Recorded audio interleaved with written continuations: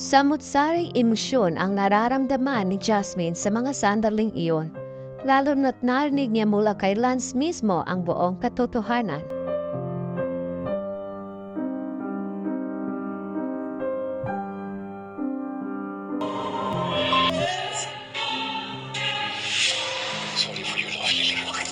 Ang masamang balita ang naabutan ni Lily.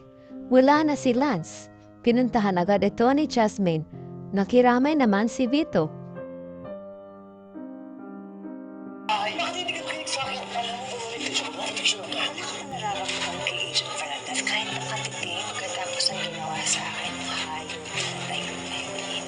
Hindi na ako magtitiwala ng gano'n. Why si Tyrone? Kaya si Tyrone ang susi para malabas lahat ang baho ng mga Benavides. Manluloko ang lalaki. Hindi siya dapat pinagkakatiwalaan.